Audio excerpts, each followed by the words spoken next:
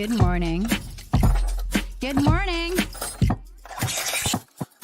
Jab of Delight will uplift you. Stay tuned. The show is about to begin.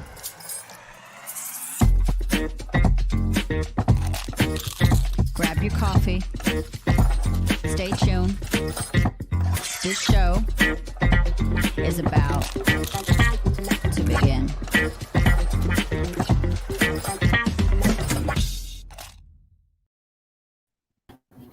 Good morning, ladies and gentlemen. I am here in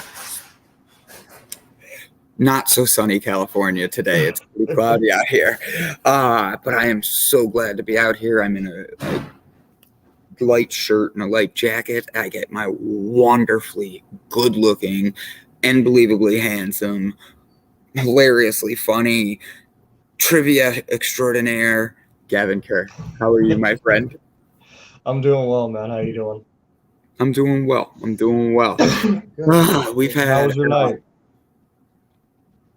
Last night there was no parties or anything, so we kind of just stayed in the room, and her and I worked. I'm staying with one of my childhood best friends, for real. I've known her since third grade. She was the first girl I ever asked to be my Valentine, and she jumped off a swing and ran away from me. And her and I tell that story every Valentine's Day. And it makes people laugh. It makes people smile. Her name's Tiffany Rose. Go follow her on social media. She really is an amazing photographer. And it was a reality check yesterday because we sat down and we had on the Spirit Awards in the background, which I didn't even know was an award show. And she was laughing at me because she's showing me all these pictures of celebrities she shot because she's a photographer out here. And she's hired by Getty Images to be running around taking these pictures, which is a big company. And no joke, she was sitting there and she's like, I hate COVID. And I go, what's wrong? And she goes, I shoot this award. It's one of my biggest contracts of the year. She goes, and I'm sorry, Brett Gordon, I haven't asked you to be my Valentine yet. That's because this year you're my number one in 2022. Good morning, Sherry McQueen. Good to see you there. But yeah, buddy, like she was sitting there and it was like, I'm meeting all these people, and people are like texting and emailing and saying how amazing it is, and they're living vicariously through me now and all this stuff. And she's sitting here, and I'm watching her world just kind of hurt because her biggest jobs are all canceled because they're not allowed to have audiences, and it just sucked. And I'm like, I'm on one side of the room, like she's on the other side of the room, like. And it just made me realize that life is a game of balance, and the universe brought me out here to be all uplifting and positive and share good things. And then there's the situations of being able to keep going party to party and all that. It's just been fun, but it's interesting to see how people are treating things differently. You'll get one person who's shaking hands, another person that's doing the Corona bump. And then you get others that like walk up, and because I have this big smile on my face, they're like, "Can I hug you?" And I'm like, "Sure." Like, and you know me, I love to hug. So like we can decide. I love hugging. It's important. I feel it's your hearts connect. You're feeling the connection to the other person, and you know when you're having like a really shitty day and someone gives you that hug that makes you go, "Wow." I think my day just got better. Like it not like changes the day, but you feel their energy go into you and feel a lot better. That's literally how it's felt, and I've been loving this. I get to meet a couple really big A-list people, and I'm loving the fact that we only have a few people watching because of that. Like you and I are on the transition of just being able to do some great things, and I've already been invited back out here to come to other parties, and just grateful I'm here. Grateful awesome. I get to be out here. I look forward to bringing my onesies out here and in the middle of Beverly Hills, just starting to do yoga and watch people be like, what the fuck is he doing? And I don't care. Come out and join me. If you can't join me, don't tell me you don't know how to find your delight, because I'm out here in a onesie. Like, I plan to get Brett Gordon out here in a onesie, everybody. He's going to come out and be wearing, I think I'm going to have him wear a squirrel onesie suit just because it'd be fun to see him in one. Yeah. So enough about me. It's been running around. It's been busy. I've barely been able to keep up with my day, like work that I do. But I've been trying. But other than that, it's been good, buddy. So talk to me about you. How are you doing? Yesterday I spent the day literally on video chats the entire day. I did Java Delight in the morning, and then I had forgotten that I had an interview at 2 o'clock. So I went downstairs to lay back in bed with Crystal, and so we're relaxing. And Brian texted me saying, "Hey, don't forget you got this interview." I'm like, "Ooh, totally forgot about it." So I went and refreshed myself on the band, and I ended up doing an absolutely amazing interview. I'm going to post it later with Bruce, the lead singer and rhythm guitarist of Losing September. Absolutely beast of a dude. Had a wonderful time talking to him. He's very political, but not in. It was refreshing because he is an American, and he's political in the sense we hardly talked about what's going on in America. He talked about things that are happening in other countries because he's traveled a whole lot being in his band, and so he's was talking about a lot of like the crimes against humanity that he saw in other countries that were heartbreaking, things that I'd never heard about at all. So he really opened my eyes to like these new parts of the world that I didn't know about. And so it was very, really awesome talking to him. It was a very easy conversation. We really connected. Like I probably could, the show only went for a little over an hour. We were both on a schedule, but I probably could have talked to him for at least three. That's all awesome. day I could have talked to this dude. And then I ended up getting, he's going, because they're coming to Ohio. They're going to be touring soon.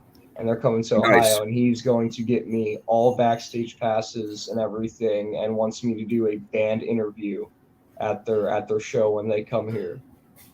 So that's pretty amazing. When he told me that, like he told me that, and I broke my professional interview character, and I went like I was just so ecstatic about that. So I'm yeah. hugging you, buddy. Come here. That's pretty awesome. Hey, thank you. And then and then after that, I went Crystal, got some coffee, got some Chipotle, talked to my boss for DJing really quick. I had to drop off some equipment for him, and I had to get home because at 5 o'clock I had my meeting for PMTM Modeling and Talent Agency. I had the agency meeting that lasted, I think, like 3.5, 4 hours. So I was pretty much in video calls all day yesterday. And then you had trivia at night. No, I did not do. So yesterday would have been karaoke. No, I'm still here. Can you hear me? Oh yeah. Okay. I can hear you. Just last night would have been for a second. Could be the fact that I'm like still waking up. Yeah, no. Last night would have been trivia night for me, but I did not go to trivia just because the meeting started at 5, and then it didn't end till like 9:30. Yeah, that face he throws on. That's a good one. Yeah. Wait, 5 to 9:30. A 4.5 hour meeting? That seems a little ridiculous. Yeah. Well, I got the paperwork that we went through here, like, so it was like a 30-page packet that we had to go through. No. And then like 7 more pages. No. We're going to leave that where you're setting it, and that's in the garbage. So let's move on to positive this is all things. very important stuff. I need to read over all this. I really? This is all very... Yeah. So what do you do? Yeah, all right. important stuff. So I'm not interpreting it the wrong way. All right. Because I'm interpreting it as they're giving you things you have to do to represent them. Okay. Because they're your modeling agency. What are they telling you to do? Like work out 3 times a week or 5 times a week? No, they're telling me they're telling me where to go to get a proper photo shoot done because they want they want certain photographers to take certain kinds of photos. Like I can't Mm-hmm. just take photos on my phone and send them. They won't accept that. Things like Bastards. my jewelry has to be taken out. I can have like yeah. I'm done. I'm done. You're Nope. done. You're You're not telling. done. Nope. I can't be a model. I'm not taking my jewelry out. I don't even take it off when I go through the metal detectors. Okay. They Well, ask me if to, and I I'm did something like because there are certain clients who would want that, but this is for my basic pictures is what it is. heard, It's for my basic heard. pictures. So they want me to be wearing like solid colors with layers, timeless outfits. So no like Hmm. ripped trendy Yeah, jeans. They don't want trendy clothes or anything like that. something Um, simple but also elegant. yes, yeah. So like solid Hmm. colors that would that would like complement my skin and my eyes. However my hair is gonna be, that's how it has to be for like a while. If I were to like so right now I have like really long hair on the top with shaved sides. I have to keep this style for a while. If I drastically change my hairstyle, then I need to get a brand new photo shoot done. Because if Really, let's say that you wanted me to be a model for Delight, right? You wanted to hire I me. want that. I want that. I want the real Exactly. person. Exactly. So you want to hire me for Delight. You want to hire what I look like now. If I go and shave my head and show up and you saw me with long curly hair when you tried to hire me, you're gonna be all like, what the hell? Who is this? 100%. I will tell Exactly. you this though, buddy. Yeah. I have been out here and I could pull out the sheet for everybody we had come in yesterday. I'd say Yeah. 2 of the people looked exactly like. I love it. That's only for you. And by the way, I saw you make a comment about the bikini. I would like to let you know I was already offered to wear a pink bikini in my pink suit this week. And the girl and I that's doing it, she's like, "Yeah, would you want to be one of my like goofy models?" And I'm like, "Hell yeah!" So I'm putting on a pink bikini and a pink suit, and gonna strip, and we're gonna video it and have fun and just be silly. And she's like, "You are hilarious." I'm like, "Thanks." Um, no, I do That's get it. I awesome. just was asking because of the fact that I've seen so many. Like, I didn't recognize some of the people without their name, their person holding their name, because like literally they didn't look like their picture, their headshot. So I was like, Exactly. Yeah. But have you ever had a pedicure? No.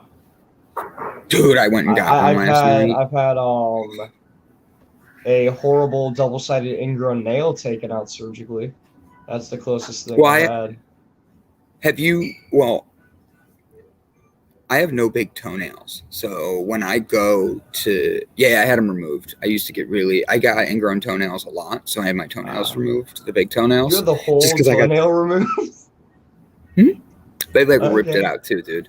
Like it hurt. Like, you know, where they give you the shots and then they poke you and they're like, "Do you feel this?" And I'm like, "Yeah."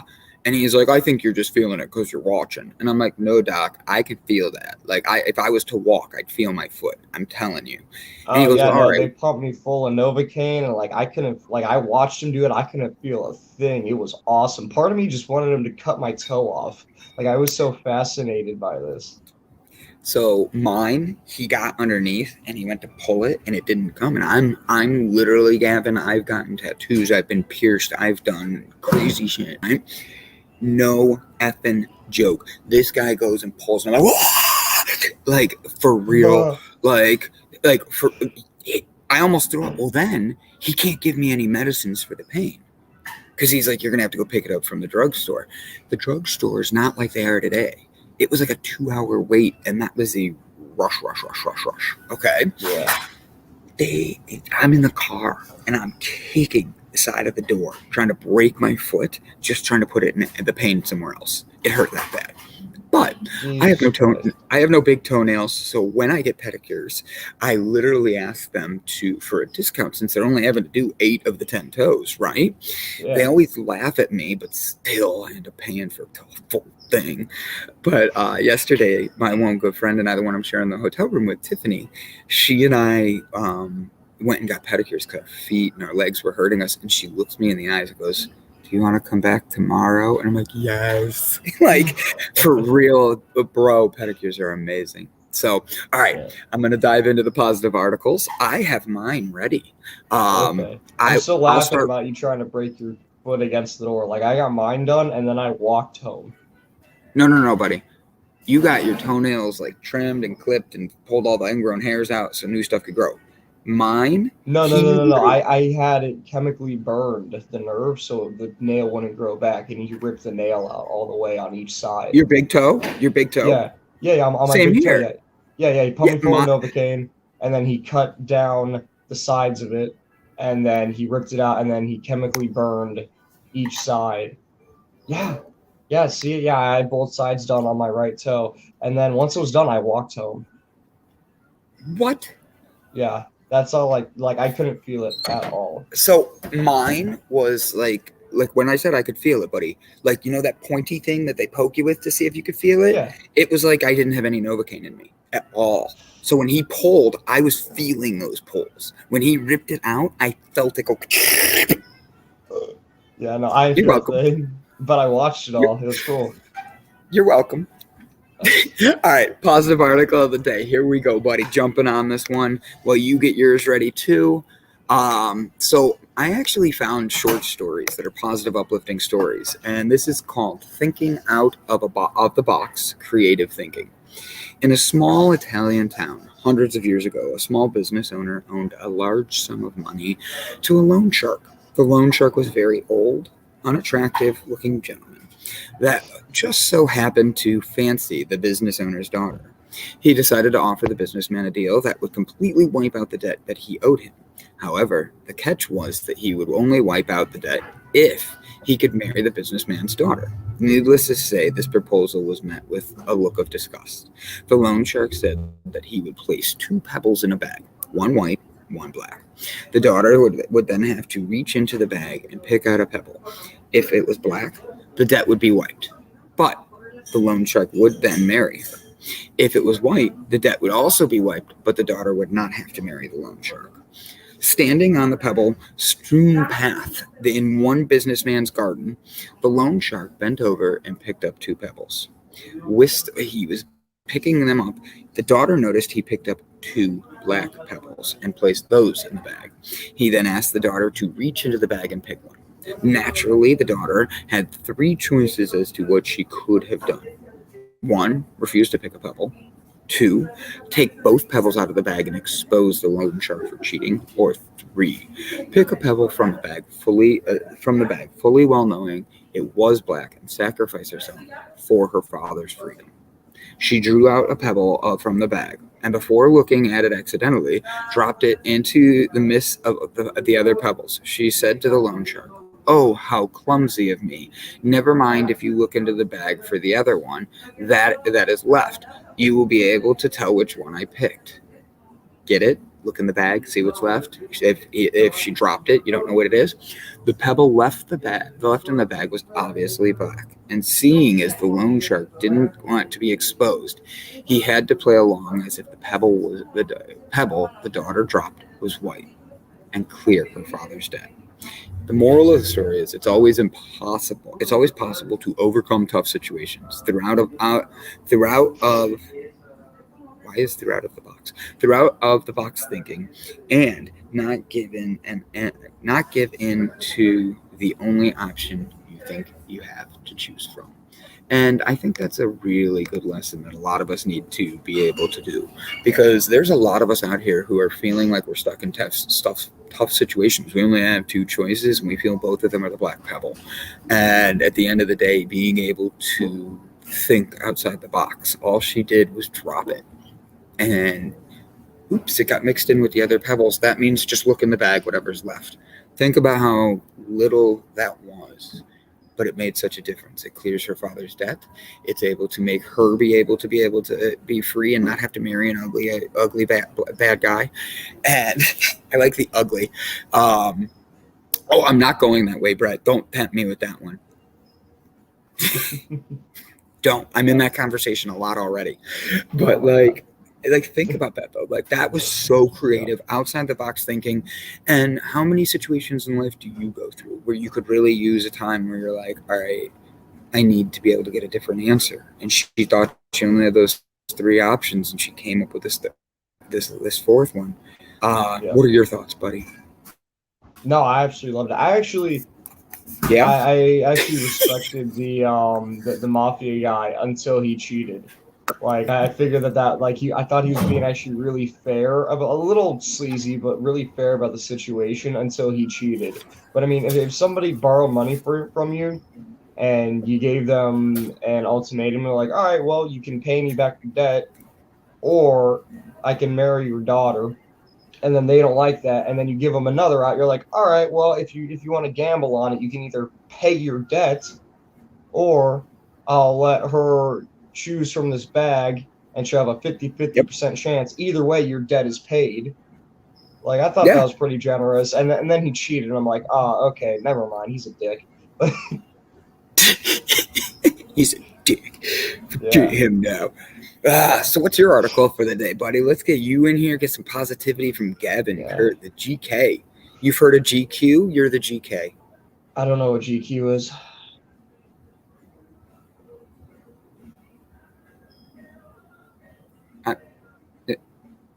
I don't have any rebuttal to you. You don't know what GQ is? For real?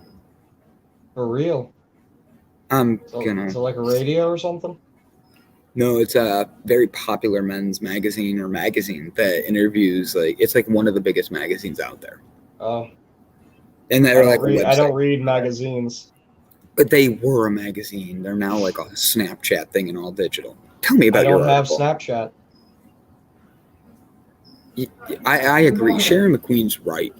Like Gavin's too young, my dear. He is too young, Sherry, isn't he? He's just sitting there being all baby faced. Tell me about your scientist. I just never cared about I don't about I don't know, fashion, what's going on in the world, exactly. How people react to things. Yeah, none of that. Exactly. Yeah. Male models. Never had any interest in it. I don't know. There's a bunch of male models in there. It's the top magazine for male models. Unless I know them, I don't really care. Just give me your Gentleman's Quarterly. Yep. Nope. Boom. Yeah, and I don't have Snapchat, so I don't know. I wouldn't see it on there either. You have Instagram. They have Instagram. I'm gonna just leave you there. Read your article. I don't follow them on Instagram though. I use Instagram to promote things. I don't actually socialize on it. Tell me about your article, buddy. So, scientists have created the world's first truly biodegradable single-use plastic that eats itself in just 2 weeks. Despite our efforts to sort and recycle, less than 9% of plastics get recycled in the US, and most end up in landfills or the environment.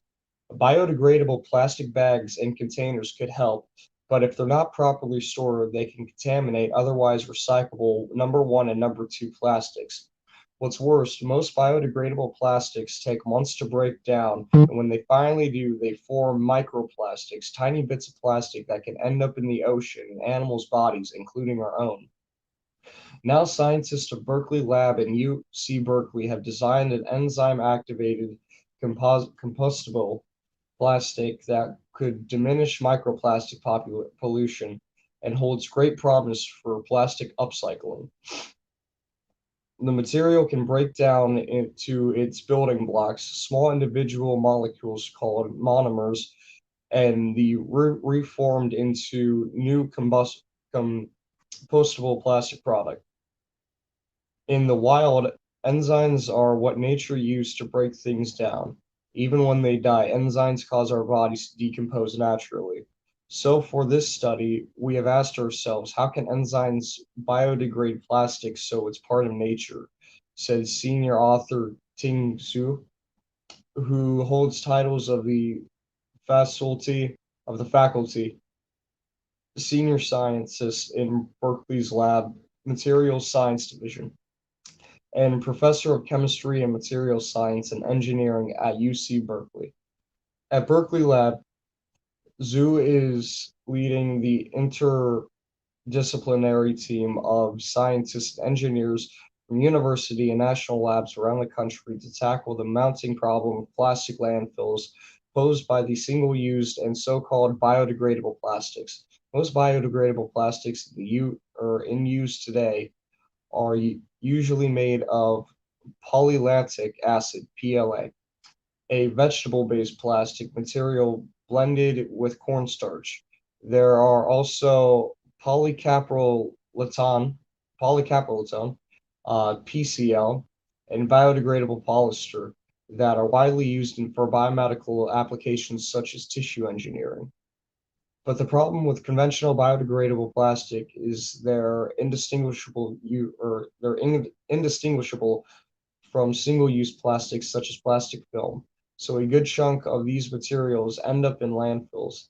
And even if a biodegradable plastic container gets deposited in an organic waste facility, it can break down as fast as a lunch salad once it's contained. So it ends up contaminating organic waste, said co-author Corinne Scoud at the Berkeley Lab of Energy and Technology area. Another problem with the biodegradable plastics is that they aren't strong enough as regular plastics. That's why you can't carry heavy items in the standard green compost bag. The trade-off is the biodegradable plastics can break down over time, but still, Zhu said they only break down into microplastics, which is still plastic, just a lot smaller. So Zhu and her team decided to take a different approach by nano-confining enzymes into plastic. And right here we have a quick little before and after compost. So just 3 days is what's going on with this plastic. It's completely eaten away for the most part. Let's see.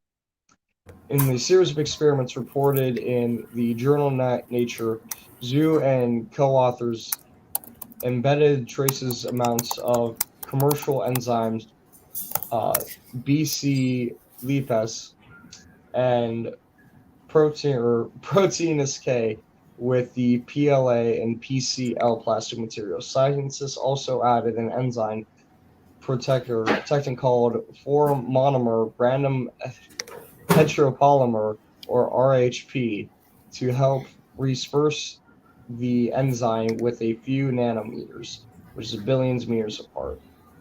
So essentially, they've successfully made a plastic that will completely disintegrate in approximately 2 weeks using enzymes, which is the natural thing that breaks down living organisms.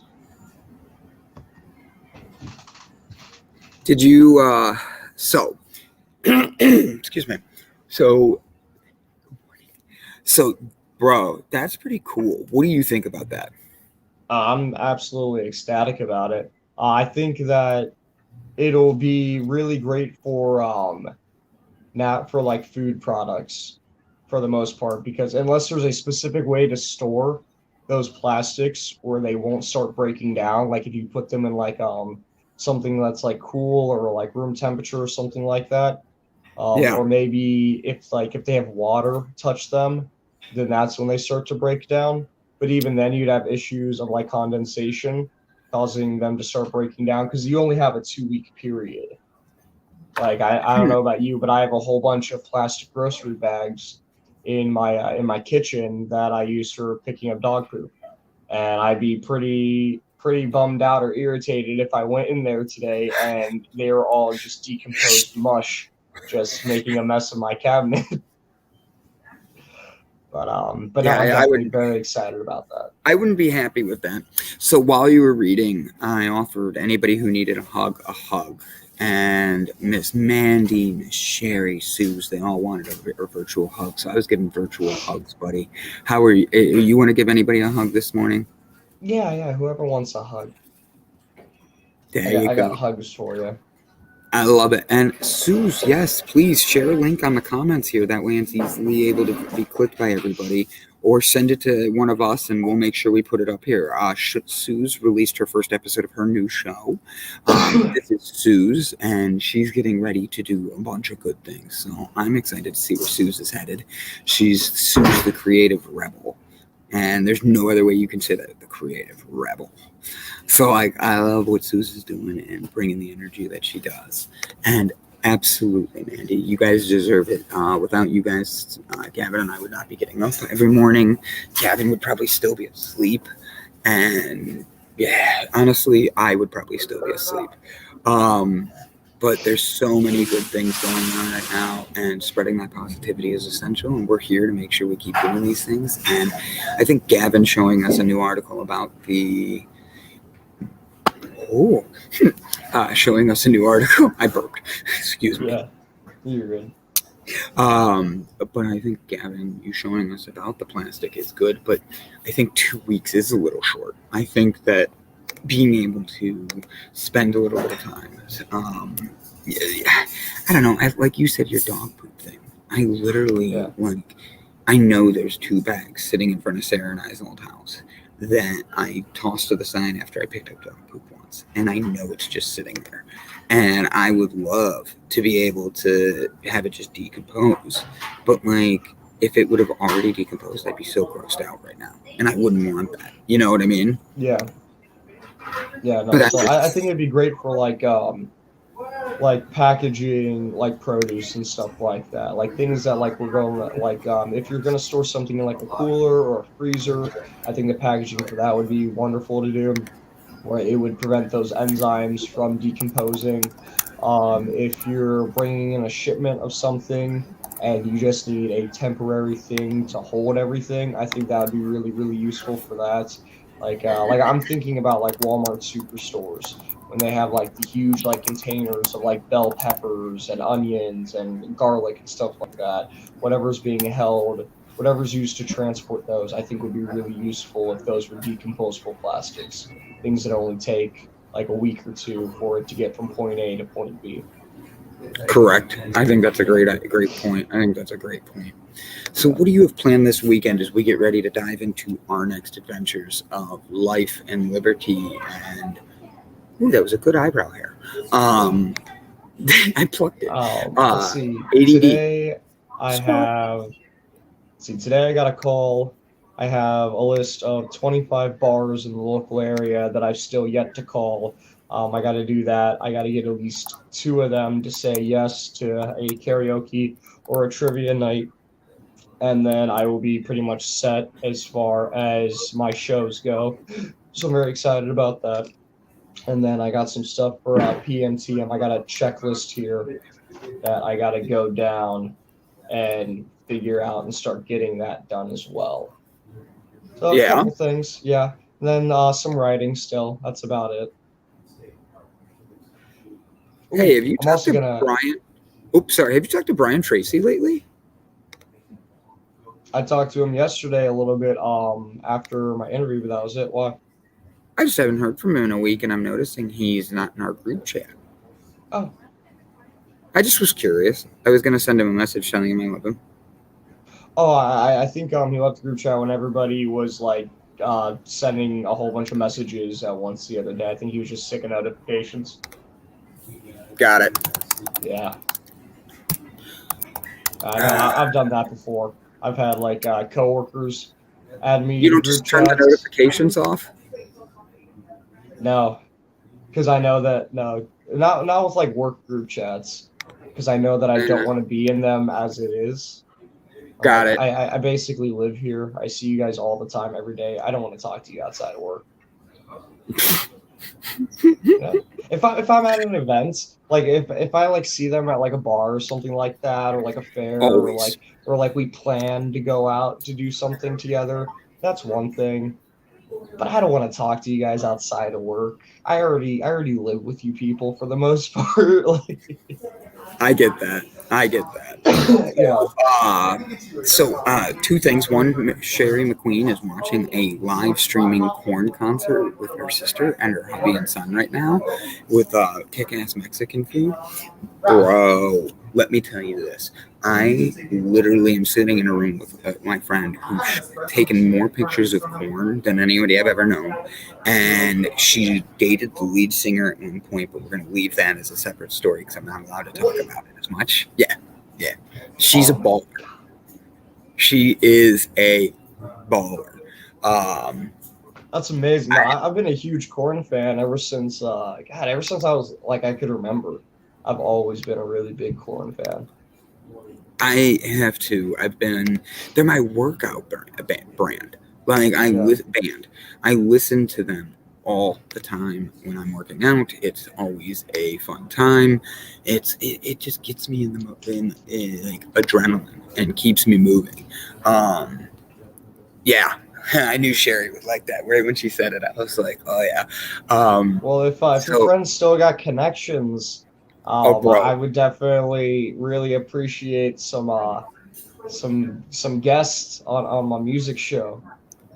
Well, that's why I wanted to have Brian here. I was trying to message him to have him, Gavin, $20 on Saturday, 4 p.m. Eastern Time. Korn's doing a concert. There you go. Stovetop Yum Yum. Good to see you. Good morning. Nice. Good morning.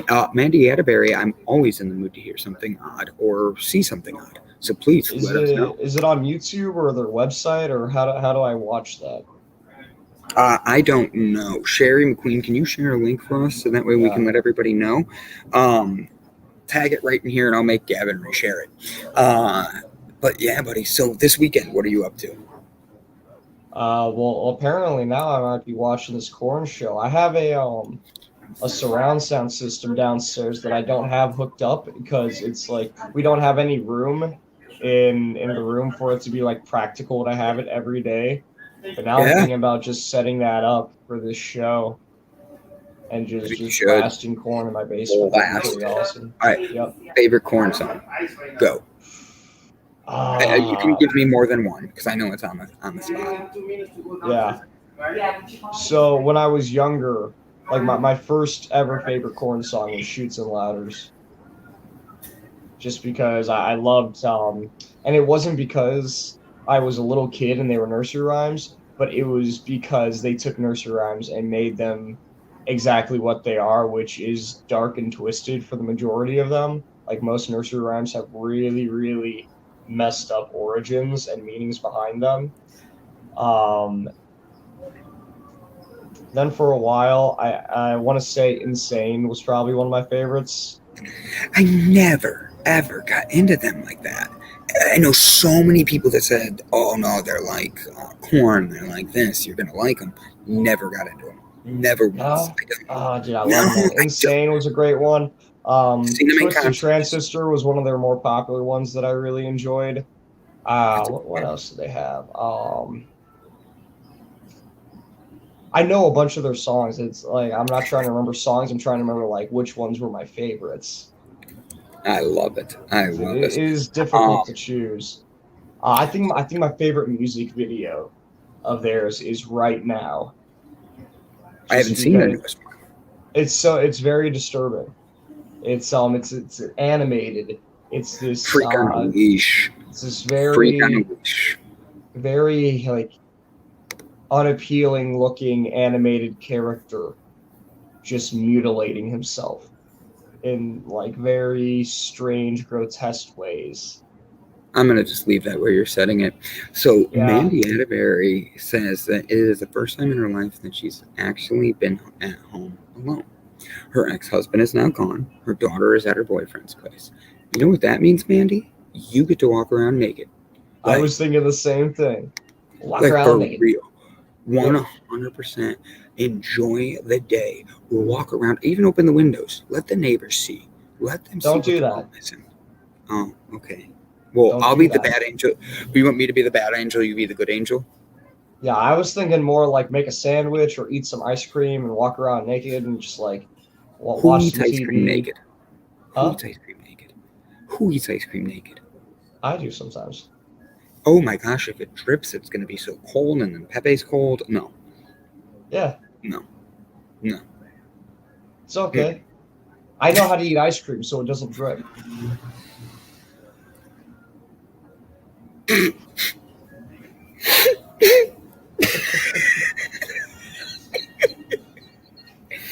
No, it's not a bit too cold. She says we're naughty boys, and it's a bit too cold for that. And the truth is, do you not have a heater in your house? Who cares? She's home alone. Let her do it herself. Make a if fire. She wants to. Ooh. No, Brett. I can't lick off my ice cream. No, but Mandy, you're home alone. I'm gonna switch this for a second. You know how I'd be to be home alone. You get to do anything you want.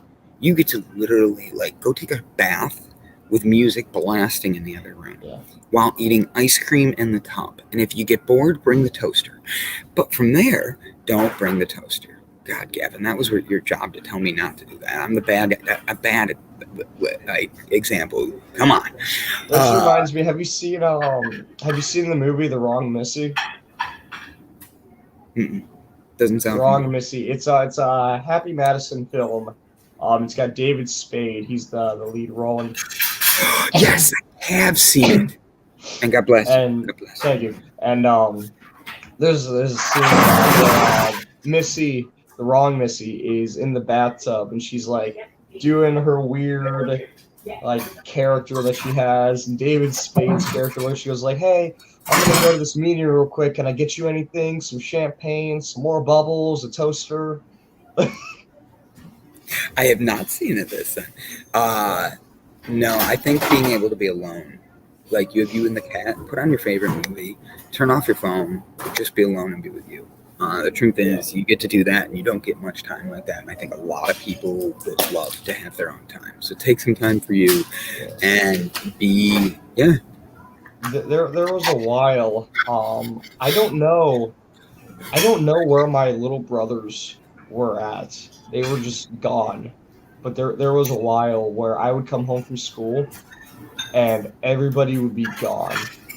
Like just nobody was at the house. I can't remember if it was like during the summer and they were at my grandmother's or something, but I was the only one here.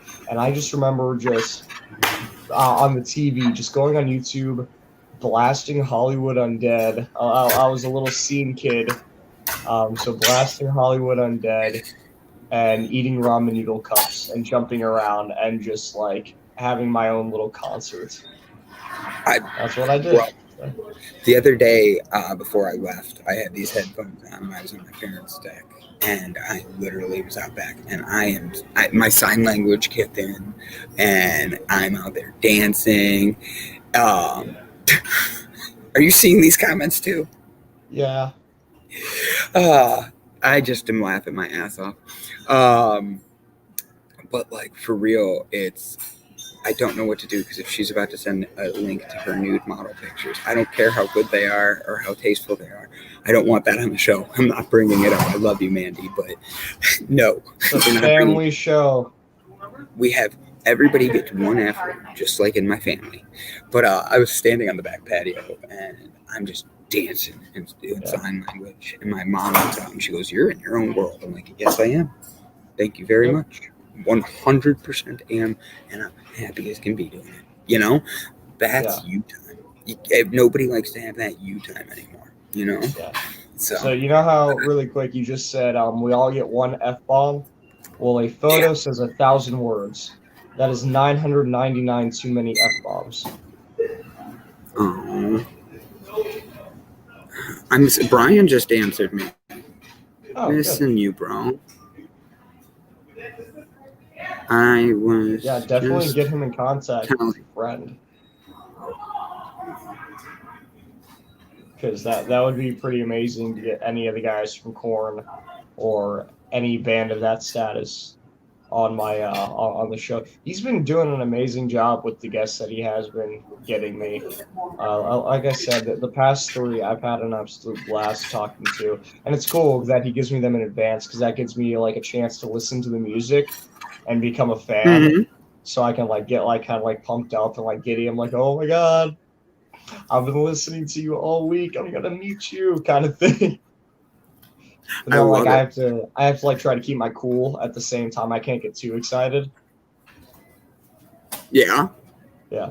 Like if he ever got, like, I told him that Corey Taylor is my biggest goal to get on the show.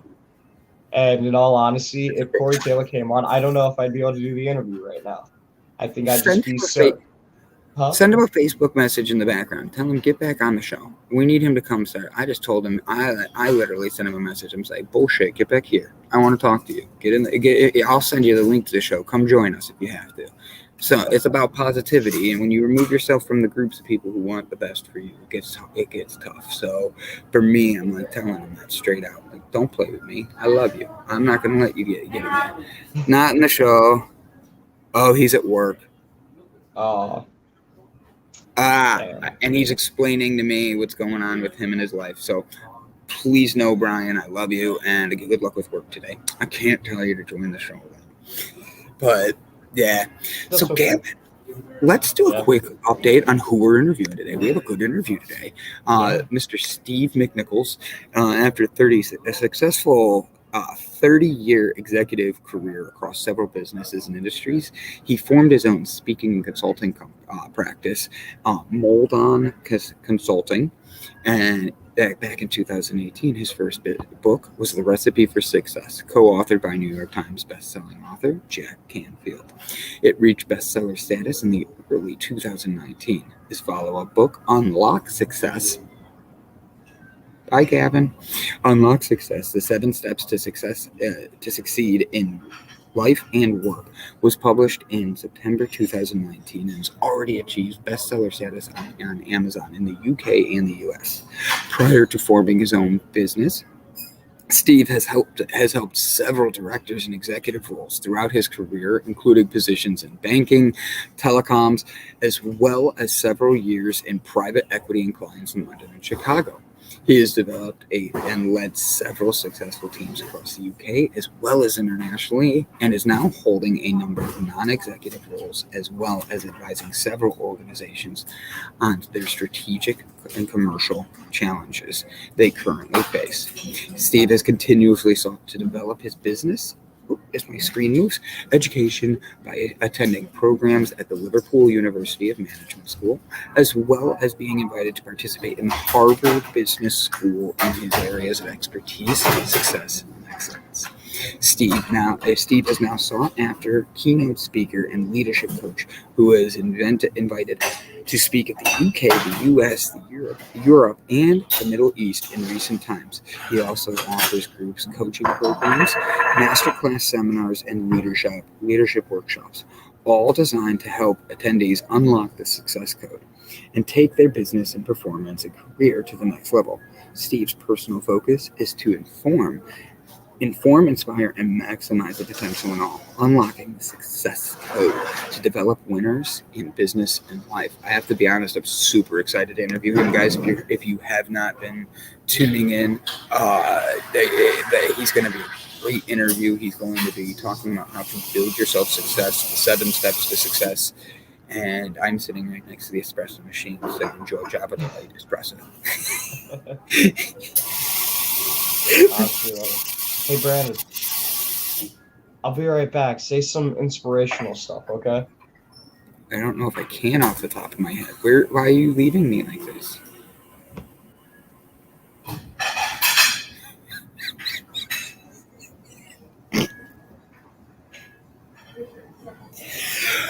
Good morning, ladies and gentlemen. That was pretty funny, and now I get to look at myself for a minute. He took the camera with him. Oh my god, this is going to be entertaining. I kind of want to bring him back in just to see what he does. Oh, he's saying no. Guys, so he turned the camera off, so I can't do anything to him. Guys, so tell me, everybody, what you're up to this weekend. What are you doing? Anybody doing anything fun? Tell me what you're up to. There's a lot of good things happening with great guests coming on. If you have any questions for me, please let me know. I'd be happy to answer anything. Honestly, guys, I'm extremely excited to be out here. I'm truly honored. I'm sitting in a place that I did not think I'd be able to get to at one point in my life, and now I'm sitting here. I'm meeting people who most of the people in life just don't get the chance to see, and I truly am honored that I get this chance. I'm wearing my brand. I do not like my teeth in this. You see the dip? Sorry. Self-judgment. But I'm just honored to be here. And I'm honored that everybody that's following this, everybody that's a part of it, is joining us and having fun and participating. Behind the scenes, there's a lot of work going on to plan for bigger things, better things, and keep moving up and grow. And truthfully, I want you all to know how grateful we are that you're here. Gavin has a very big career with music. Brett has a very big career going into leadership. And then you have me just being me, the guy who will spin fire but then turn around and offer everybody in the world a free hug.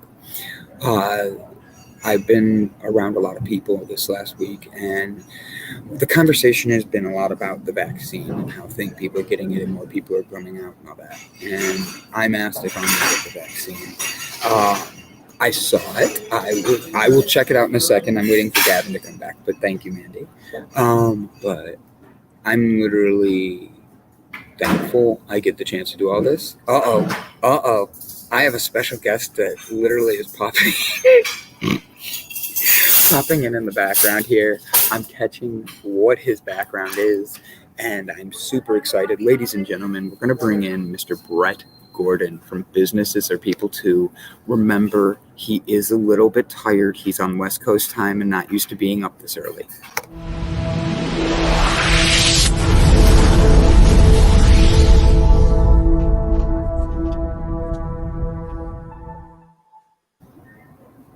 Good morning. Good morning. How are you guys? So Much better. Brett came in and just started he literally jumped in the background and started saying sitting back there looking at me, and I'm like, oh, this is fun. Let's have some fun. Bless you. Ooh, did you get the boogers off your sleeve? There were no boogers. Yeah. Brett, what do we owe this honor to?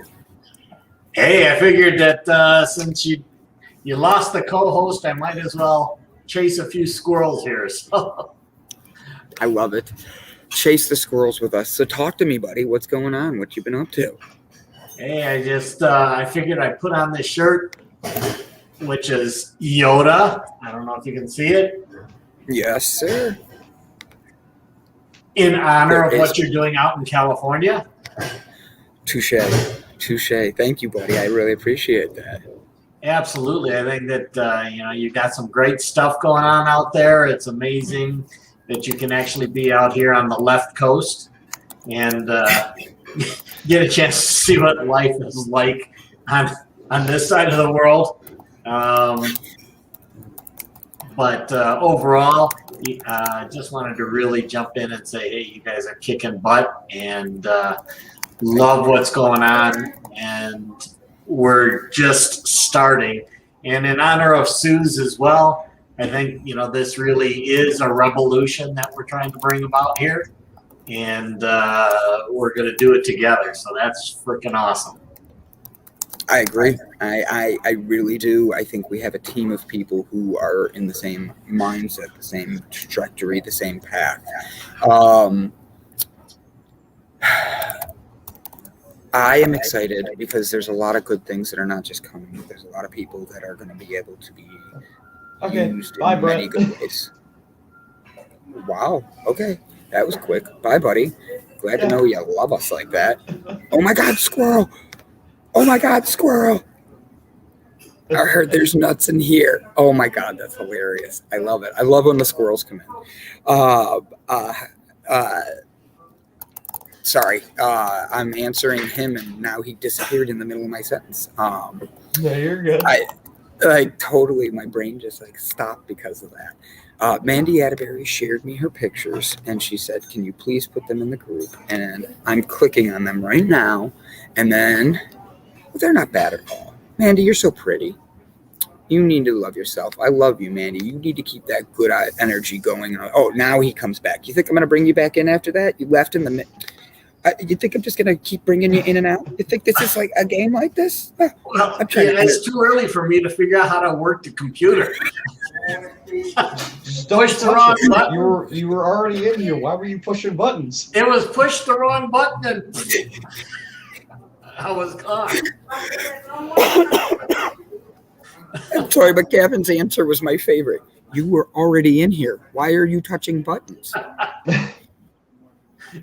Because that's what I do. When I was a kid, my mother used to say I used to go around and touch buttons and push buttons all the time.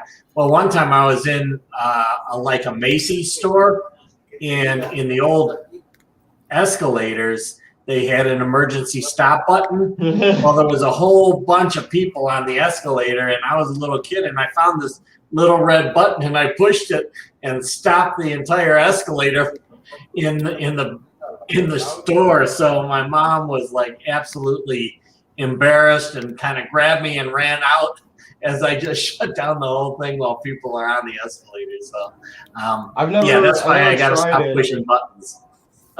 I've never tried it, but supposedly there is a way to stop an escalator going down. If like you have to pin both your shoes between two of the steps at a certain angle, and once you get to the very bottom, there's like a safety thing that will stop the entire escalator. I've never tried it. Either that or you lose your big toenails. That's why I've never tried it. Yeah, and I wouldn't recommend anybody to try it. That's funny. That is fun. I'm gonna cough again. Go ahead, talk, Gavin and Brett. Yeah. Everybody's getting sick right now. We're all dying a little bit, but it's okay. It's a part of life. Brandon's face looking at me after I said that. It's one of the things I like to do. Like, if I'm ever like do like a ridiculous amount of coughing or sneezing, I just go, "Huh, it's okay, honey. I'm just dying." And she'll give me a concerned look. I'm like, "I'm not really dying. It's okay." But sometimes there's a video. I don't know if any of you have seen it. It's called "You're Not Fam." It was a viral video that was going around for a little bit. It's a skit, and it's this one guy, but he's playing all three characters, playing the mother, the son, and the father. And it basically ends up with the parents looking at me going, "You're dying." He's like, "What are you talking about? I'm dying?" And they're all like, "Yes, you're dying." And he goes, "When?" And they're like, "I don't know. Eventually." Like, don't they teach this in school? Like, it's just gonna happen. Like, at one point. I'm literally just staring at you right now. I know. Both of you are. I'll sit here and rant for hours. It doesn't matter to me. We know you would. You would just be like, yeah. Bill Burr does Mr. GQ without knowing he's GQ. He doesn't even know what GQ is. Brett, all right, I'm gonna let Brett put you in place. Brett, teach him about GQ. If you look up GQ, and this is the weird thing about Gavin not knowing about it. If you look up GQ in the dictionary, which I know that's like old school, okay, Wikipedia, you see a picture of Gavin. I mean, how could you not know that that's GQ? Mm-hmm. I don't know. I mean, what's the who's the main character from Big Bang Theory? I can't remember his name right now. Sheldon. Well, I mean, you can't really know you're Sheldon if you are Sheldon. Like, it's kind of hard to realize, right? Sheldon knows who Sheldon is. Absolutely. Yeah, but what I'm saying is, okay, here's a better example. Have you guys seen Zombieland 2? No. You haven't seen it? Oh, well, never mind. So in Zombieland 2, they have two characters. They have two new characters that are basically to the T knockoffs of Tallahassee and Columbus. But neither Tallahassee and Columbus realize this at all. Only Wichita recognizes it, but the other two, they're all like, I have no idea who these people remind you of. Yeah, Well, so we're going to leave it. It's something that we talk about, that it's very difficult to see the box when you're inside the box, right? That's what I'm saying, yeah. Yeah. And that's what we need to be able to do in life, is actually be able to step outside the box, look back in the box, and see that we are GQ. I don't know what the box is, so how am I supposed to see in or out of it? Okay, think of GQ as kind of like the Playboy for gentlemen with some clothes on. I don't have Playboys. Nope. Never got to that. I think I have one Playboy magazine. Hold on. I'm gonna have fun with this because we have Sorry about that.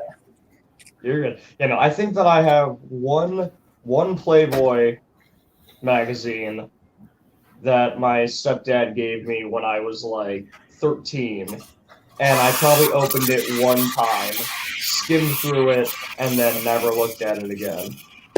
And I have to be honest, like Gavin, I'm at that age where I do know what they are and I've seen them, but I skimmed through it too because the internet was just a thing. The difference is like, okay, so Brett had to go through magazines. I had to wait for dial-up, and you get the best porn of all. Yeah. I just made some guy across the restaurant laugh.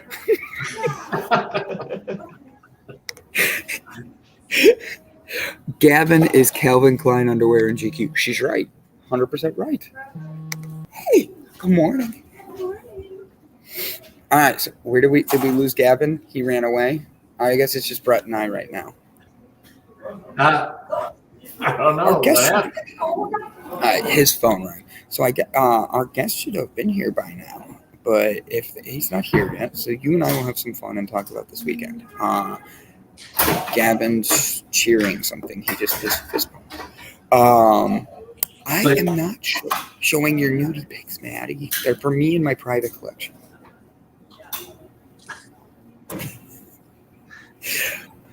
Well, what are you up to? I mean, you're going to be taking pictures this weekend, but you're actually going to be at the red carpet event as well. Yes, 100%.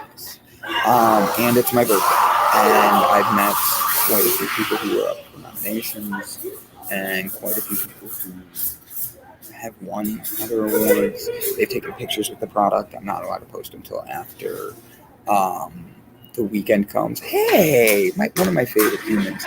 Yesterday was Phil's birthday, Jessica Dugas's husband, and happy birthday, Phil. Love you, buddy. Thank you, Jessica, for introducing us. Happy birthday. But it's pretty funny to me that, now we have 2 Gavins. Yeah. I just got some awesome news, yeah. What's the good news, buddy? That was a call that I had to leave because I get random phone calls, and sometimes they are telemarketers, and sometimes they're important. And this one was important, so I'm glad that I jumped out to answer it really quick. That was Guitar Center insurance calling me saying that they're not able to fix my guitar, so they're sending me a gift card of the value of the guitar, which means, and it's going to arrive in my email in like 24 to 72 hours. So this thing that should have been taken care of in a week, that's lasted like a month and a half, is finally getting taken care of. And hopefully this weekend I will go and get my new guitar. Awesome. Very excited about that. I have to be honest, I'm excited. On Monday, will you be able, if you have it by Monday, would you be able to play for us? I mean, I can. I'm not sure how good it's going to sound though over the live stream, but I can definitely try. That's true. Yeah. I just was asking. So yeah, Brett, I will be. I have like today alone is the biggest day. I'm actually going to wear a full 3-piece suit today. I have a very nice tie. I'm going to look the most professional I do. Most anybody who knows me knows I don't like to wear suits in any way. So it's not a onesie that looks like a tuxedo. I literally tried to find that, and I did not find one. A onesie that looks like a tuxedo would have been heaven for me. Can't hear you, bro. You can't hear me? I can now. For a second there, I couldn't. No. I was like, I haven't moved. I think it's Gavin. We're just gonna blame Gavin. You know? Okay. So, no, there's just a lot happening. It's moving very quickly. It's staying on my toes. Yeah, I'm excited for what's coming. You can watch. It will be on, I believe, like ABC, NBC. I don't know what network it is, but one of the ones that are going to be hosting the event. I can check that out, and I'll put a post up about it. You won't see me. It's not like I'm the one they're going to want to talk to. I'm just a no-name that's standing on the side with people. But in all honesty, like today, if anybody has seen, Brett, do you know the movie with Viola Davis in it? It was a Netflix one with Chadwick Boseman, and it's about music. Oh, the one where he's a music guy? Yes. Jazz guy? I want to watch that movie. I saw it, and I was like, man, I want to check this one out. No joke, I had I'm meeting her in a couple hours. She's coming to my booth and we're sitting down and talking. And she's up for Best Female Actress this year. Wow. There's a few more that are coming in that today aren't going to be with us. And I have to be honest, this has been nothing but a blessing. And I'm looking forward to being able to post the pictures. I'm looking forward to being able to show everybody what I'm up to. I've been using it to my advantage. It's my birthday. And I'm telling everybody that when you win on Sunday, I'm manifesting it, that you're going to win. And everybody that I've been tagging them in pictures and stuff that I got on Light's social media. And what's funny to me is how all of these celebrities are like, I'm accepting your manifest. I'm taking it. I'm like, but when you win, you need to be on stage and thank me with a pack of delight. And they go, deal. And they're loving it. They're having fun with me. I had the gentleman who won RuPaul's Drag Race season 3 come up to me yesterday. I gave him a box of delight, and we were going back and forth talking. And he's going to be at the red carpet, and his significant other was with them. And I go, so does he get really nervous in public? And yes, like hands down, they didn't even play. Yes. And what made me laugh is they said, but he likes to try CBD gummies. I'm like, well, here's this. And I hand him one. And they go, I'm going to keep these in my purse the entire night. That way, every time he starts to get nervous, I'm just handing him another one. So I've been having lots of fun. My personality is being me. And I actually had another table walk up to me and say, where did you come from? Because you're really funny. And I go, what do you mean? And they're like, every person that walks past your table has laughed. And I'm like, that's what they're supposed to do. They're supposed to remember you. Like, don't just leave them like knowing you. Leave them remembering you. Absolutely. Make people laugh. So, I give you a compliment. My girlfriend was watching the show and she said, the energy that you're emoting right now is absolutely amazing. That, it must be because you're in your flow out there, and that's really shining through and really fantastic. So Thank you. So our guest is not here, Brett. Do you mind if I interview you for a few minutes and then we'll keep going and see what we do? Because I feel bad our guest isn't here. I can read it like you're our guest and we can make the whole do interview or up. do not. There is no try, so let's do it. I love it. So, guys, ladies and gentlemen, this is Brett Gordon from Businesses Are People Too. I love that you're not only taking full advantage of the situation, but you're having fun, and that's contagious. I'm not just having fun. I'm just being me. I have sent more people the picture of me in my unicorn onesie than I've ever thought I'd be able to send to people. And it's been entertaining. But, ladies and gentlemen, this is... I almost said one square at a time. I just imagine that's how anytime that you get a new celebrity's phone number, I just imagine you sending, hey, this is Brandon, and then unicorn onesie. Yep. Just like that. That is exactly how I'm doing it. And I believe it. my friend Tiffany, that is the photographer, her and I were talking, and she goes, wait, you're sending them what? And I showed her the picture, and she goes, is everybody being happy with you? Are they mad? And I'm like, no, they love me. They're having fun. They're just laughing. And she's like, Brandon, you are just amazing. And I go, thanks, I tried.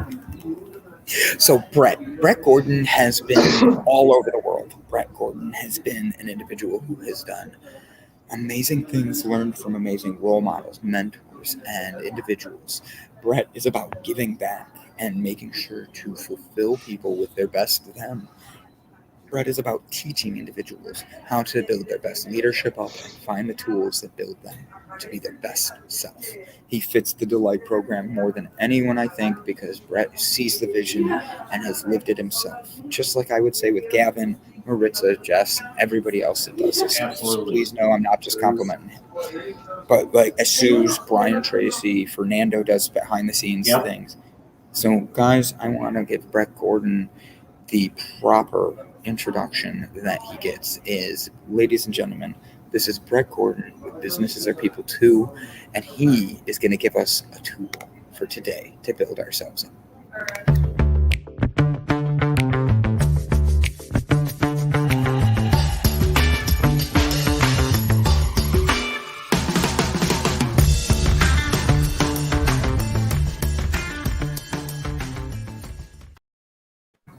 I just wanted to see Jessica Dugas's face.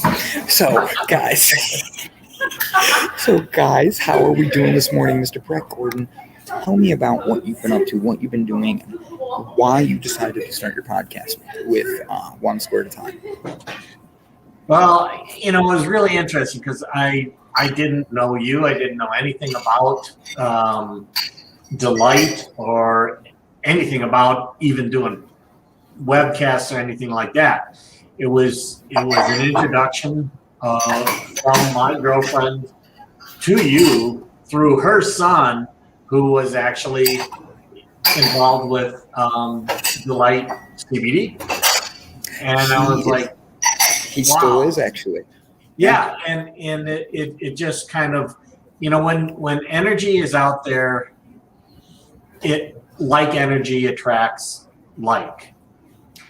And it just so happened that when you and I started talking, we hit it off. And, there's two totally different personalities here. I mean, Brandon is in his zone out there talking to people and connecting and all that kind of stuff. And I'm more of I won't say a backdoor man. I am more of a behind the scenes guy, normally, talking to people about themselves and trying to bring out the best from others. As you mentioned, I have been all over the world. I've lived in Japan. I've lived in Korea. Back just at the end of 2019, beginning of 2020, I was over in India and Nepal and Tibet on what we call the Journey of Lights. It was pretty amazing.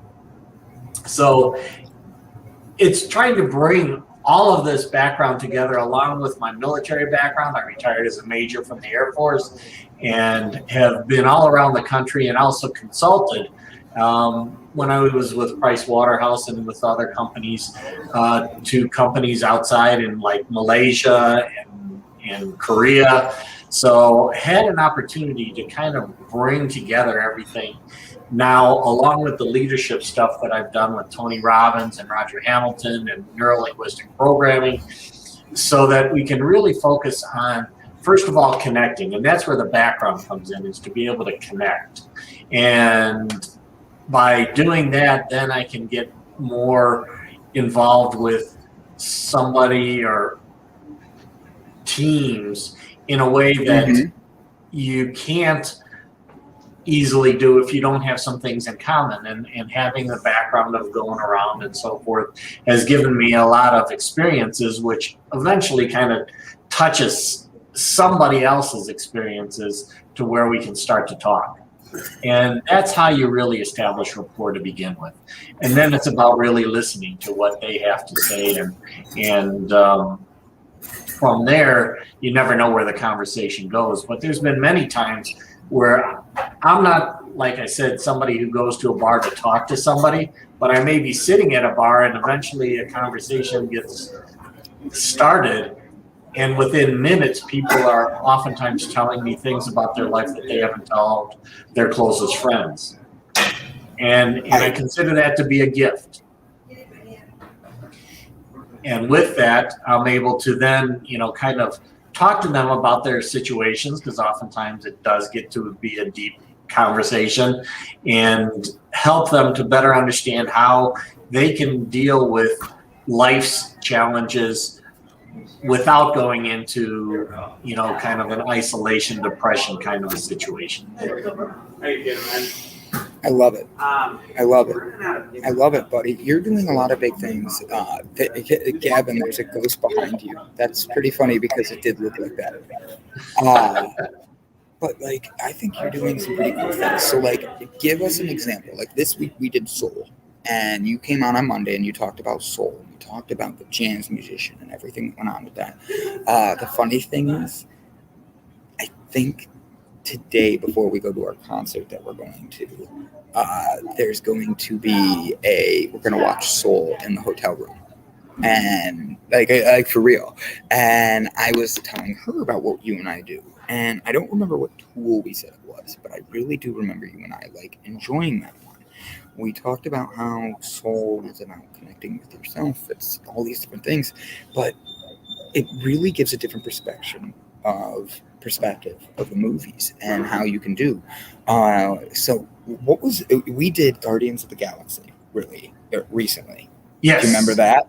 Absolutely. And you and I have totally different opinions of what the tool should be. And I think that's something that needs to be said with our show, with you and I's leadership show, is we focus on being able to help people find your leadership. And just because my tool might be one thing, yours might be something else. It's about you. So take what you want and build it up. My goal is to start getting some actors on the show, and that way we can have them be the thing. I would love for Ryan Reynolds to show up. I doubt it's going to happen anytime soon, but it will. I'm calling it. Manifest now. But yeah, I think there's a lot. Now, Brett, what has been some of the biggest things you've learned in leadership that you would want to instill in others so they can believe in themselves? Well, I think that the first thing is, as a leader, that good leaders give credit to their teams and when things go right. But if things aren't going the way that you want them to go, the good leaders take that responsibility themselves for things not going right. So I've had an opportunity where I went into one large company. I took over as the director of IT for a logistics company. And my predecessor had been one that would throw his people under the bus when things weren't going right. And his people were used to that. They would have to go and talk to the president of the company about something that wasn't going well. And my predecessor and his senior manager would go up there, and he would literally throw that senior manager under the bus and say, you know, it's his problem. The programmers didn't do what they were supposed to do or whatever. And the very first time that I went to a meeting with the president where we had an issue, the first thing the president did is start to talk to my senior manager. And I said, no, talk to me about the issue. And the look on the senior manager's face was like, really? You're going to take the responsibility? And I was like, it's my department. Even though I may have not been there for but a couple of weeks, it's still my department, my responsibility. If you got an issue with what we're doing, talk to me. It's not to talk to my people. I'll talk to my people. You talk to me. And that's what a leader should be doing. And oftentimes that's not what leaders do. They tend to try to make themselves look good and then blame others for things that aren't going right. So I think that that's one of the biggest things. The other that really gets me fired up is when you give somebody an opportunity that they don't currently believe they're capable of handling. And you're back there, and I've done this. One of the first things when I was in the Air Force, I had a young airman who was in a department or a section that I had for vehicle operations. And that's a very important area when you're in airlift, because those are the vehicles that actually load and unload the planes and stuff. Well, his two senior people left. I had to send them out to other countries in order to do things. And it was just him. And he came in and he's like, I don't know if I can handle this. And I was like, hey, you can deal with it. I know you're going to be fine. If you need anything, I'm here. A month later, I hadn't gotten any phone calls from him, but I heard from some of the other people in my squadron that things had gone wrong, and he was there 24 hours a day making sure things happened. And when he came into my office, the look in his eyes of, I did it, was priceless. And that's the thing that leaders should really be doing. They give their people opportunities to shine. And when they do and realize that they can do more than they believed that they could, you've now broken through that glass ceiling that they've established for themselves. And where they go from there is unlimited. And that's what I really love about being a leader. That's what I love about trying to teach leadership to teams. I do the same thing even as not a part of a company, but if I'm in there working with their teams, I'll talk to some of their people and I'm like, you know, what is it that you're trying to do and so forth. And, you know, don't let the negativity overcome what you're trying to be and who you're trying to be. And when you give that kind of advice, other people that may overhear it really look at it and they're like, you know, I like that kind of leadership. And I think that to me is what leadership is all about. And the very first thing that you have to do is also recognize that when you lead me, myself, and I, you don't lead it by looking at yourself and trying to take all the credit for what's going on. And I tend to understate what I've accomplished because I always say it was my team that accomplished it, not that I accomplished it. And people look at me when I've been in interviews for jobs, they're like, well, what did you do? I was like, what do you mean, what did I do? I just explained. No, you said what your team did. I said, who leads the team?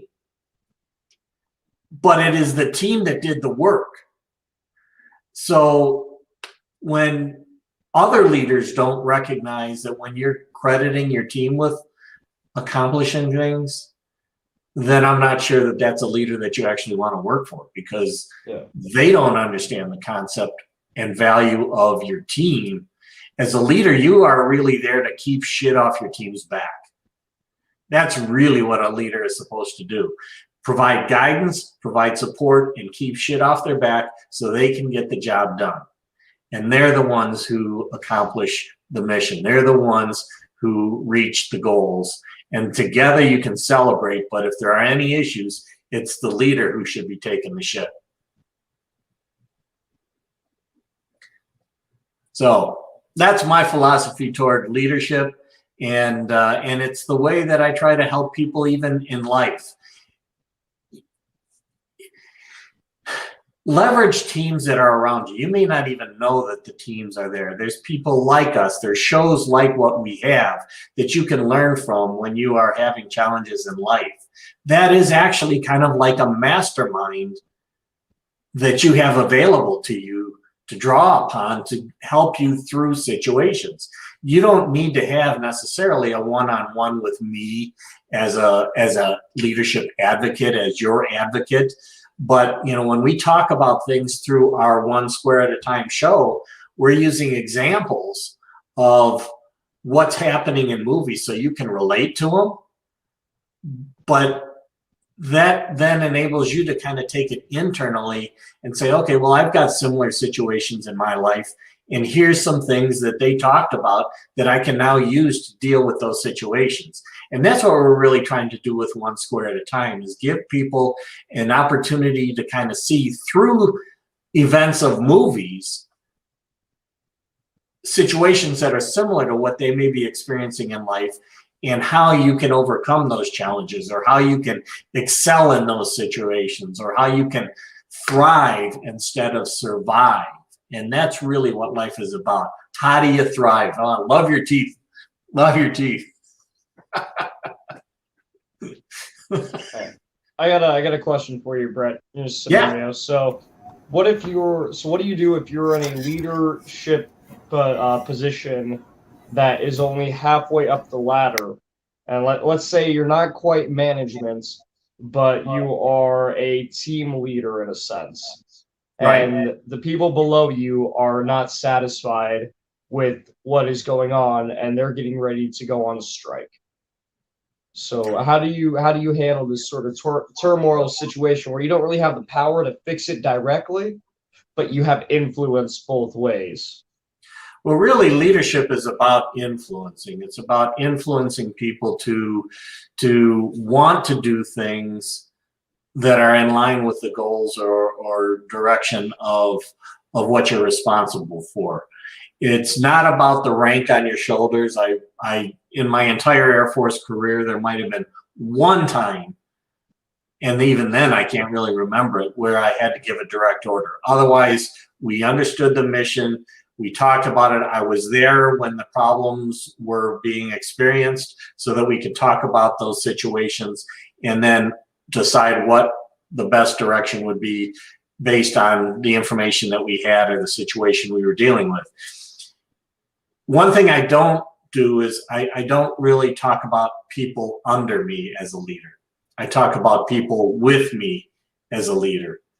And in that way, we are a team, and it's not kind of a hierarchical thing, even though, yes, there is a recognition of who you are, where you are in the organization.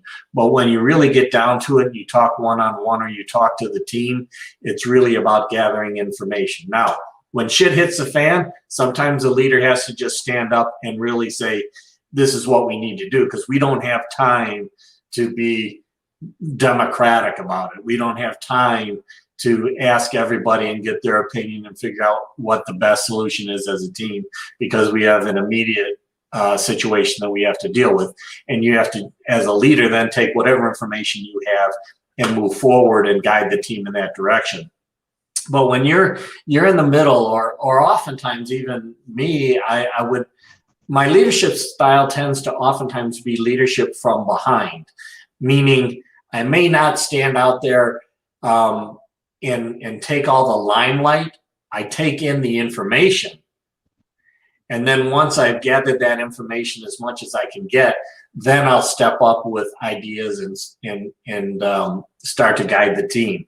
Now, when you're in the middle, the question would really be is, do you have any kind of connection with those that are potentially creating the challenge that the people are talking about striking on? And if you do, then it's really a matter of trying to open up that channel of communication with them and say, hey, we're having some, just some of our people are not really in line with, some of the things that you may be doing or the direction of the company and so forth.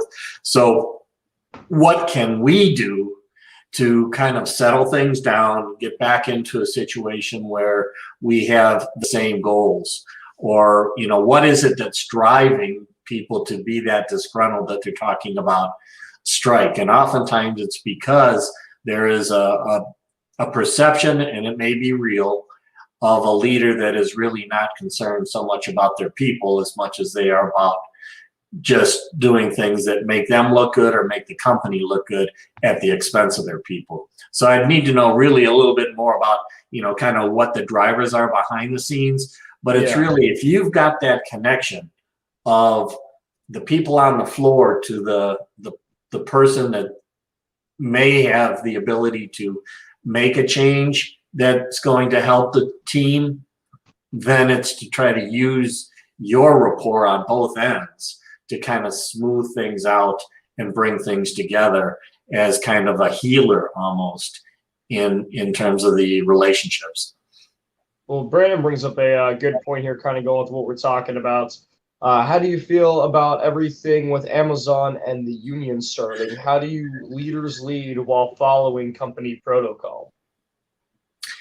Well, there's a lot of things going on with Amazon, and interestingly enough, I think to a certain extent,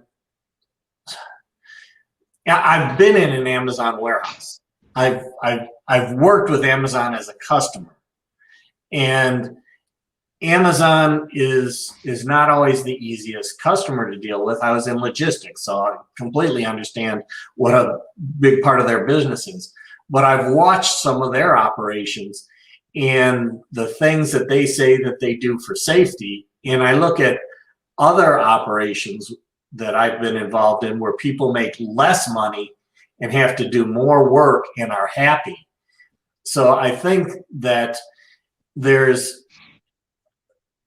needs to be a better understanding of what the message is. And I think that as companies oftentimes get big and you've got big money that comes out on the news all the time of what the company's making, what the company's doing, oftentimes the people that are doing the work feel like, well, they're doing it on my back at my expense and so forth. But, you know, in a lot of cases, if they haven't had exposure to other situations and scenarios, they really don't understand what the other side of the mountain looks like. You know, it's always like, you know, the grass is greener on the other side.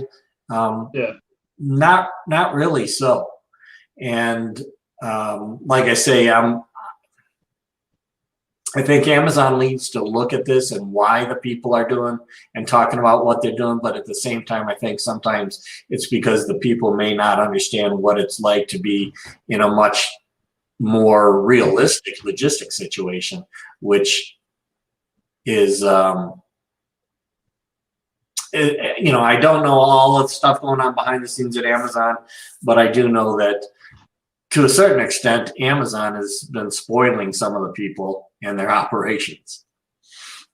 All right, well, let's talk about something that you do know a little bit more about behind the scenes then. Brandon asked, when in an armed forces, what happens if you're told to do something that you know is wrong and you disobey a direct order from a superior officer?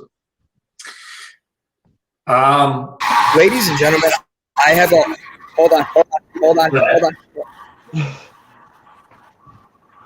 Okay, what? Go.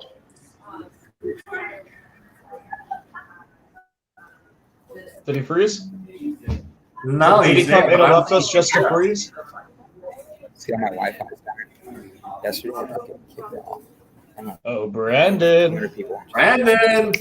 And I'm like, Can you turn off his mic? I mean, his speakers. Brandon.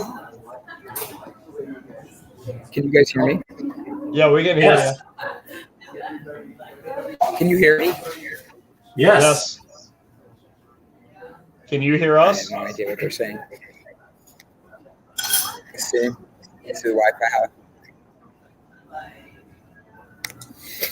So we can hear him, but This he is what I'm cannot hear dealing us. with, guys.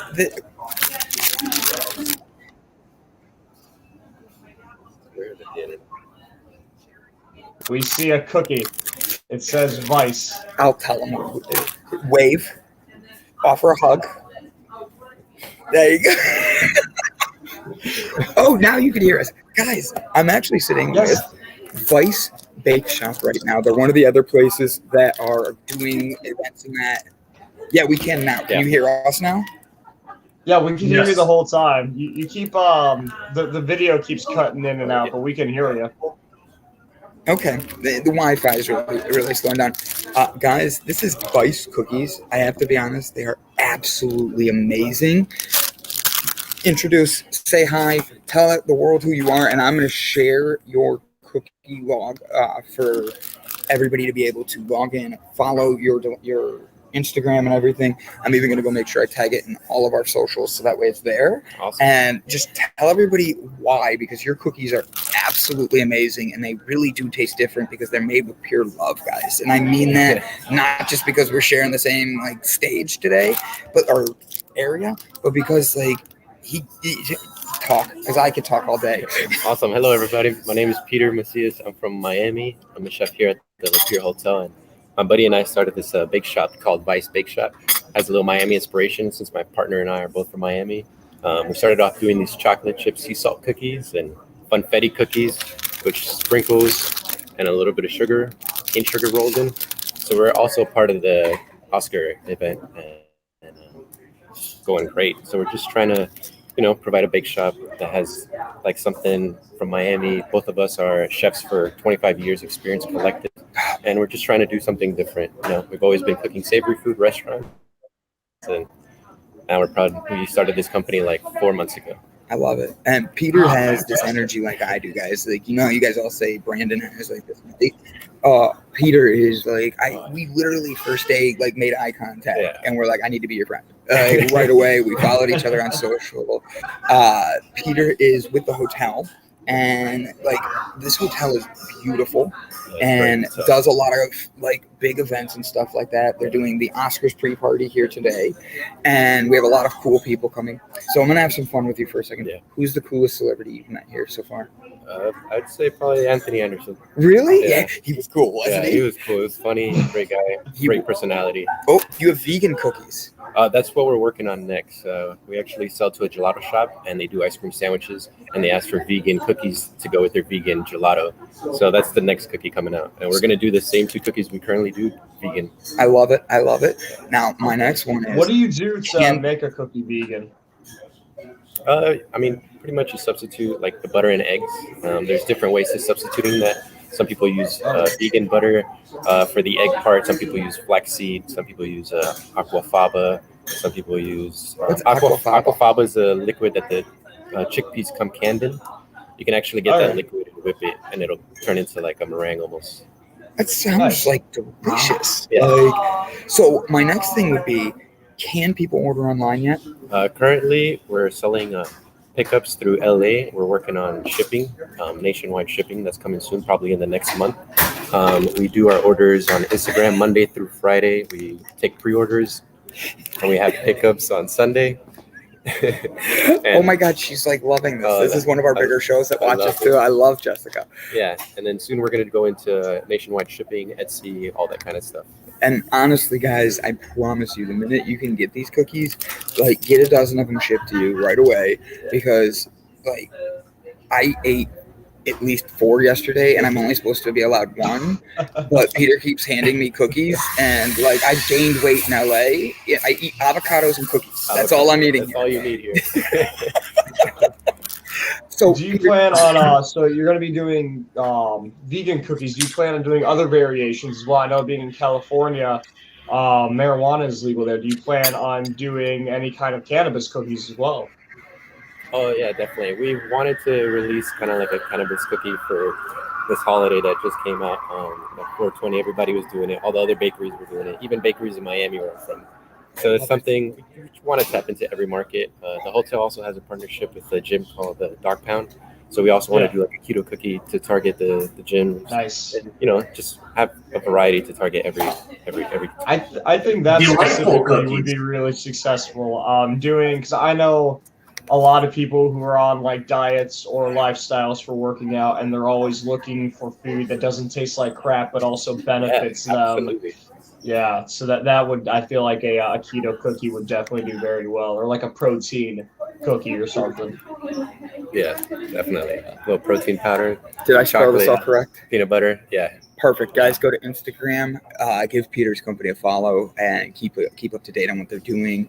Truth is, the minute I can order and have them shipped to me, I'm gonna weigh 200 pounds more than I do now. I'm gonna be giving these away because Peter really does have this great heart, and you can feel it when you're around him. And I'm just grateful that people like him here, because I'm upstairs alone, and I'm not used to doing events alone, and I'm used to being the guy that runs events. So for me, seeing people be genuine and open in a totally unexperienced environment for me has been wonderful to have someone like Peter right there to like smile at me and say, "You good?"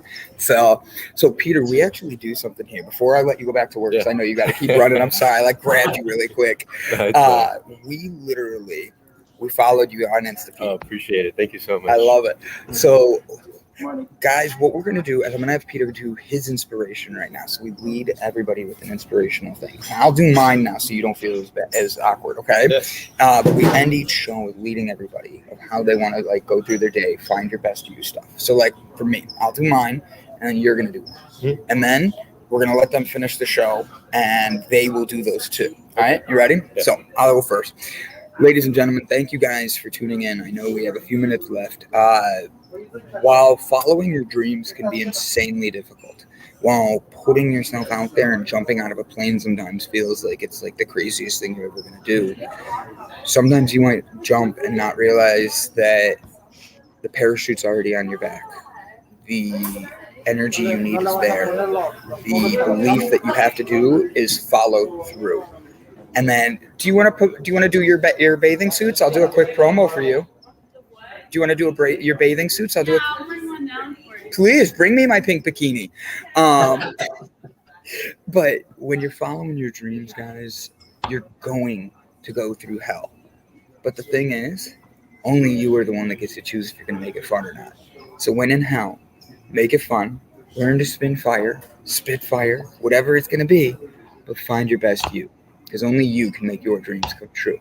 All right, you're up, Peter. That's a tough one to follow. I'm sorry. That one hit me. Yeah, when you're chasing your goals and dreams, you always just have to take the leap. Great risk comes with great reward. I was living in Miami my whole life growing up, and it's a great food scene over there. But when I was looking to accelerate my career was going great, and I just felt like I needed something else. I completely dropped everything, moved to LA, no family, no friends, and just took a big risk. And 5 years later, it's been a great reward. Got my first management job here in LA 5 years ago, and now I'm managing a hotel. And just you have to do it. The worst thing is thinking about it years down the road. It's like, why didn't I do it? What if? I always wanted to go to New York when I was 21. I was too scared, didn't do it. And I finally took the risk 4 years later. So it's never too late. I love it. Yeah. Guys, this is why I was like, he's like me. I love him. He's got great energy. All right. Here's your cookies. Yeah. I know. I like grabbing you and all that. Thank you. See you up there in a little bit, my man. Thank you so much for Thanks for being on, man.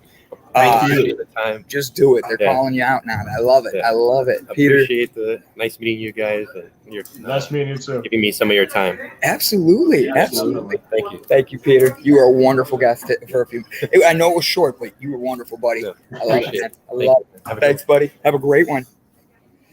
I'm back, guys. Oh, yeah. Sorry, everybody's coming down for breakfast, so I'm trying to grab a few people.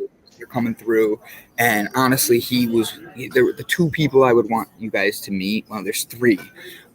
Two of the three literally have been eating breakfast down here, and I just waved them over because I wanted to be able to promote small businesses. I'm phenomenal at promoting other people, and I suck at promoting myself. But the truth is, guys, I do that because I believe you're supposed to give first. I really do. I want my businesses to grow. I want my delight to be the name brand CBD.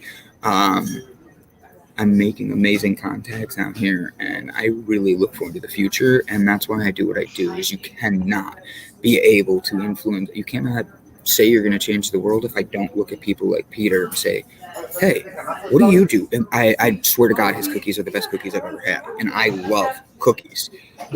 I had a chance to have an Oreo cake yesterday, and I chose to eat his cookie instead of the Oreo cake. It was that good. He really does. It's a family recipe, and it's just got a few little tweaks in it. Tweaks. And I'm like, buddy, I gotta, and he and I are already talking. He asked me if I want to fly back out in July and do an event that he's going to be doing. And then I was asked to be a part of a commercial and have Delight be at the commercial shoot. So that way everybody's there next to the coffee station and he has the cookies. Many, many, many blessings are happening. And I want you guys to know that I might not market myself, but that's because I don't. I'm a nobody. I'm a creative, and my creativity is to be able to help people. Sorry, my friend Tiffany, who I would love to come sit with me, but she won't because she didn't do her makeup yet. It's okay. I didn't do mine either. She's literally sitting across the hall in another room, texting me pictures of me, saying, "Hey, I got my coffee. I see you," and sent me a picture of me. But yeah, guys. All right. So with this weekend coming up and everything good that we have going, tell me something you're doing this weekend to give back, to love others, to show appreciation, and really be different. What are you guys doing this weekend? Gavin, I know, is stripping.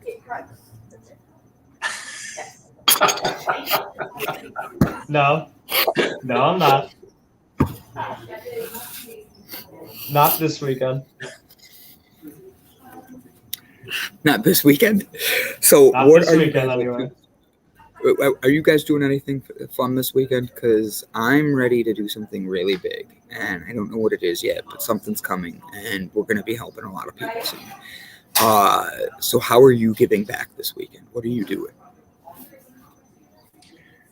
Well, this weekend, it looks like Sunday is my nephew's birthday, and he's not got his father died from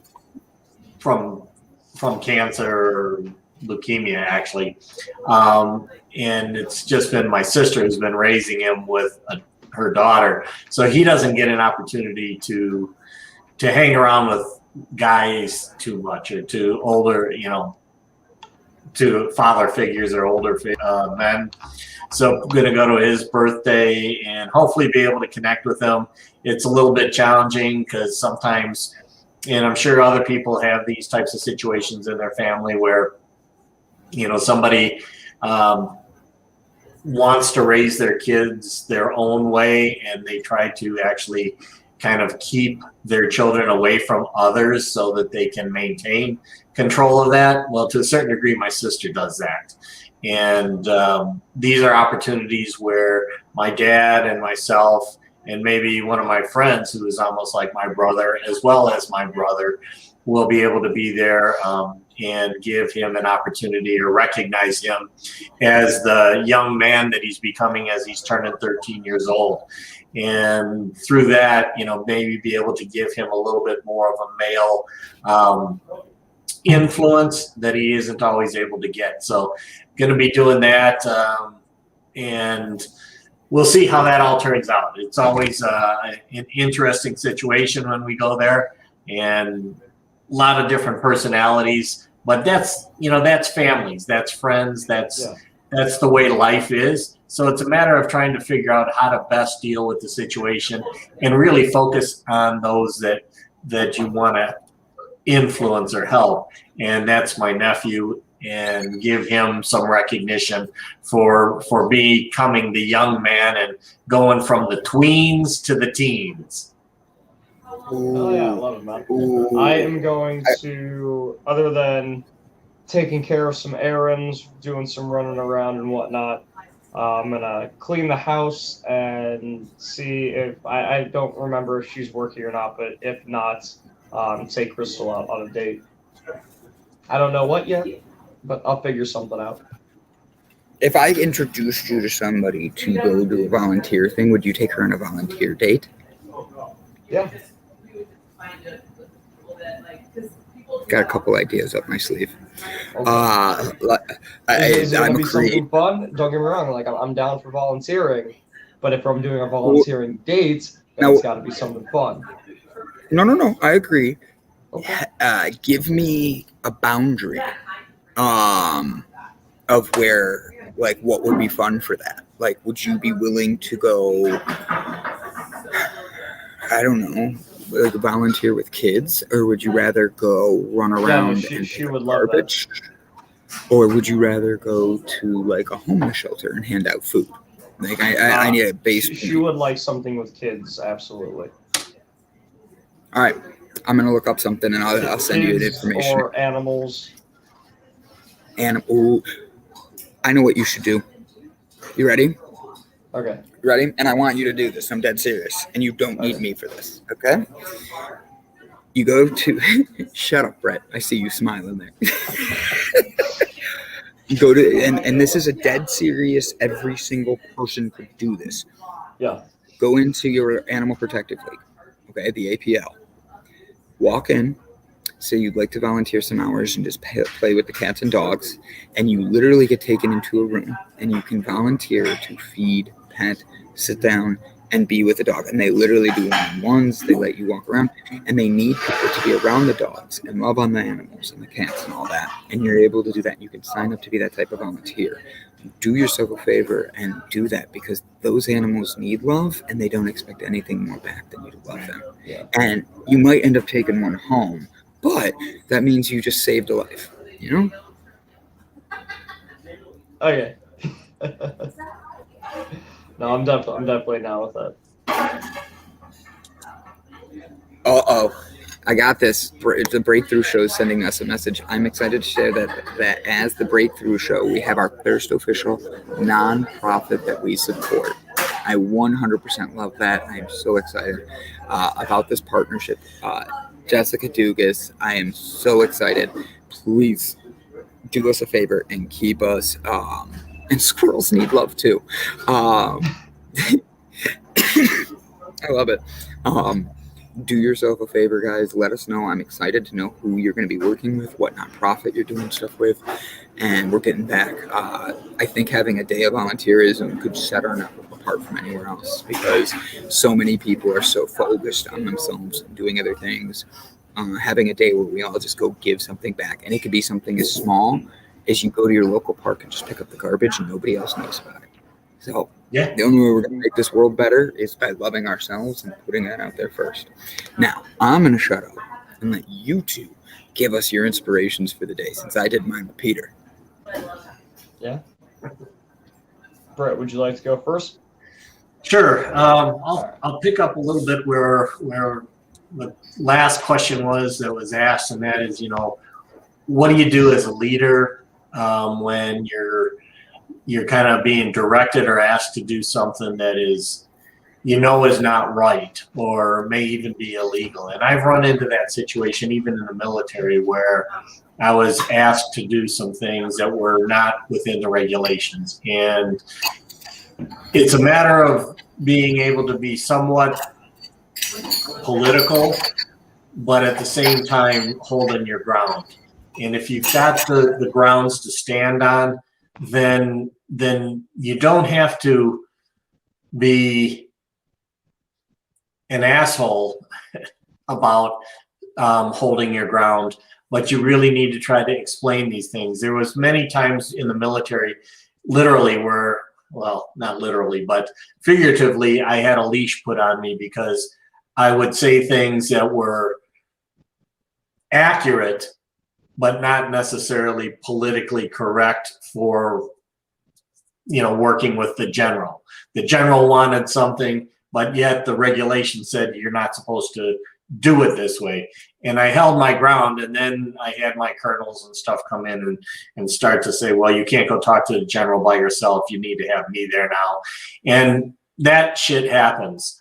But you really need to try to hold your ground. And if you know it's illegal, then you absolutely have a responsibility not to follow those directives or those orders. I've had those situations as well. I've had those situations in the private sector. Now, there's other times when you know something isn't within the regulations, but you need to be able to do it in order to accomplish the mission. And I've had those situations. And this plane behind me, this is what we used to do. We would load, literally, like we're doing here, trucks onto the plane to be able to fly them overseas. And there's times where we ran into safety situations where it was like, you're really not supposed to do this, but if we do the best that we can to try to mitigate the problems, the safety issues, and do it in a controlled fashion, we can still complete the mission. And we would go, I've always said rules and policies and regulations are a great thing to deviate from. They give you a direction, but there are situations where you may need to look outside of that. And so you can play both sides of that coin. Sometimes you need to stick with the regulations and follow those. And other times you may need to deviate because of the situation and the scenario. And that's what leadership is all about. And that leadership is not just the captain or the major or whoever's responsible for that operation, but it goes down to the airman or the person doing the job to really be able to also take on that leadership role. And to be perfectly honest, it is the people on the floor that give leaders the very best insight as to what can and cannot be done safely or is best for the people around them. Kind of going back to your question, Gavin, sometimes it is the people on the floor where you need to listen to what it is that they're grieving about or they're griping about or they're thinking about striking, and and look at what that situation is or what those situations are, and then try to figure out how is it that we can modify maybe the directions, the rules, the instructions, or sometimes it has to be the leadership that needs to modify the way they're looking at things in order to be able to bring it all together and accomplish the mission, accomplish the goals, meet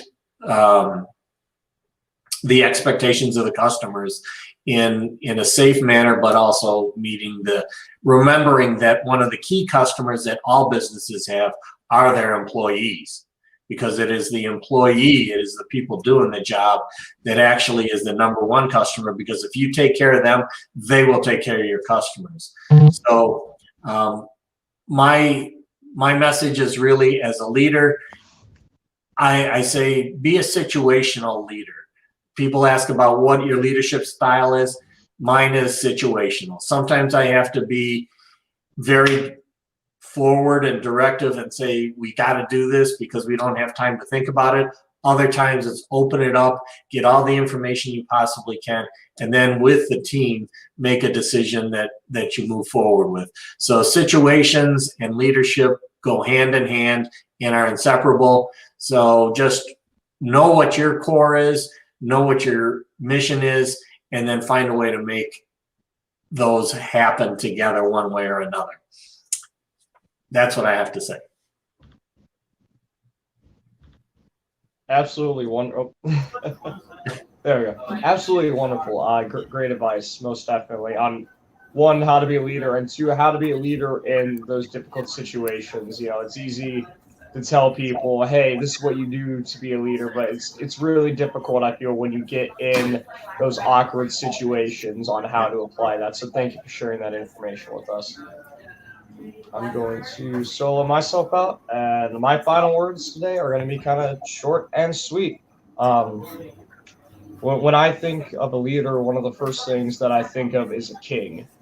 And when I think of a good king, I think of somebody who doesn't do things for themselves, but does things for their kingdom and puts their people first.